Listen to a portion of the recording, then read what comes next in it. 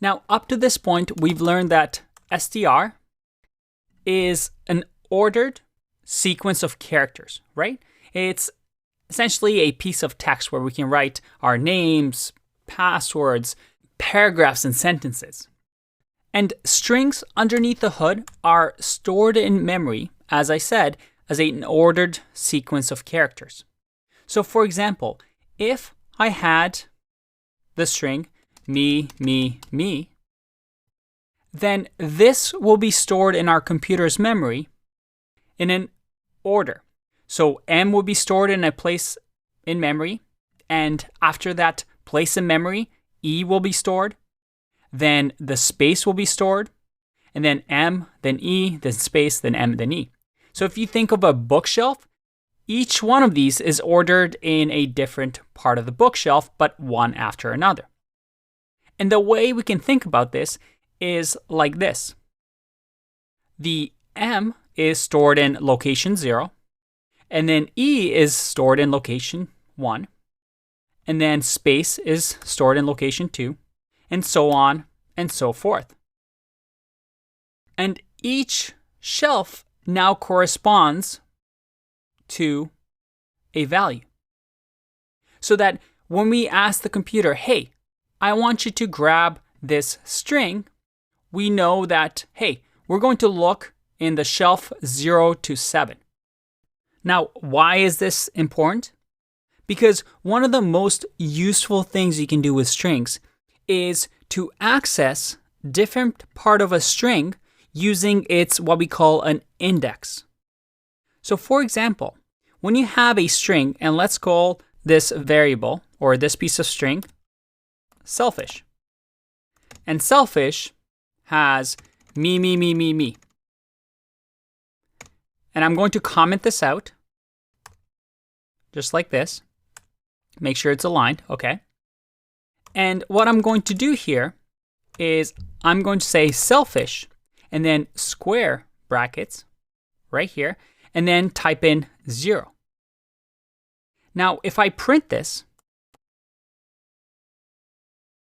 and I click run, check that out. I get the letter M. Why is that?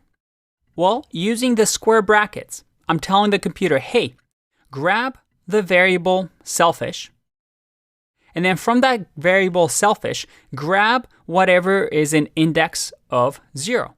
And what's on that bookshelf of index of 0? Well, the letter M. What if I do 7? What do you think will happen? If I click run, I get E, because on the bookshelf of number 7, that's E. And when I'm getting just selfish, I get the entire string. It's going to say, all right, I'm going to grab from the bookshelf index of 0 all the way to 7. Very, very cool. And this concept we're going to explore throughout the course, and you're going to see why it's important very soon. But using this knowledge, we can do a lot of string manipulation. And Python has this unique feature that we're going to talk about right now that allows us to grab different pieces of text. So let's have a look here. The rule here is when we use square brackets in Python, the first item that we put between the square brackets is what we call the start. The start is, hey, where do you want me to look? In our case, we said we want to look at 0, so we got M. We wanted to look at 7, we got E. But then there's an extra thing that we can do. If we do a colon here, we also have the option to say, hey, where to stop. What does that mean? Well, if I do something, and you know what, let's change this to 0, 1, 2, 3, 4, 5, 6, 7, just so it's easier to understand. If I do, let's say, 0, colon, 2, and I click run, I get start at 0, end at 2. So I get to grab 0 to 1. Because remember, I'm saying start here, but then stop as soon as you get to bookshelf 2. We don't want that. So if I do 0 to 7, what do you think will happen? Well, I click run, and I get all the way to 6. So in order for us to grab the full string, we have to do 0 to 8. Because there's actually 8 characters here, right? Because we start from 0. If I click run, there you go. Now there's a third thing that we can add here. And this is called the step over. And the step over says, hey, start here, and then step over a few things. So the default is 1 because we're going 1 by 1 through our bookshelf. You see that we get the entire string. But if I add 2 here, it steps over by 2. So I grab 0, then I step over 1, 2, grab 2, then step over 1, 2, grab 4, step over, and so on and so forth. So let me ask you a couple of tricky questions here. What happens if I do this? Is this valid? If I click run, what will happen? Ready to guess? I get 1, 2, 3, 4, 5, 6, 7. This says, hey, start at 1, so that is right here. But then afterwards, stop, well, there's nothing there. So the default is going to say go all the way to the end. I know this is confusing, but hang in there. Practice this often enough, and this will become second nature.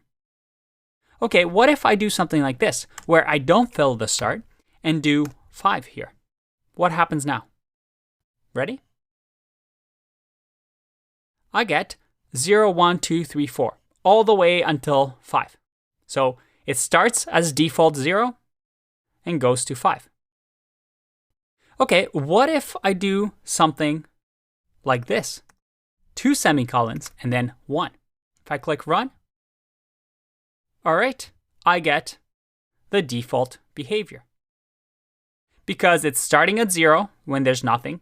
It ends whenever the string ends, when there's nothing, and then we're stepping over through it once. All right, but what if we do something like this? What if I do -1 here? This is a tricky one. What will happen? Let's find out. I get 7. In Python, the negative index means, hey, start at the end of the string. So that if I do -2, I get 6. If I do -3, I get 5 because I'm going backwards. And a neat trick that you can do here is if we do semicolon, semicolon, -1, and this is actually quite a common operation, so you just have to memorize this even though it looks weird. It means start, stop, there's no limit here, but I want to step over from the back. So what do you think will happen here? If I click run, did you see that? We get the reverse of the string. So this is a very useful notation if you want to, let's say, reverse an order. And if we want to, let's say, skip by 2, I click run, and you see that we're skipping by 2 now. Now, hopefully your head doesn't hurt with all this notation. You just have to get used to it. It's something quite unique to Python, but it's very, very useful.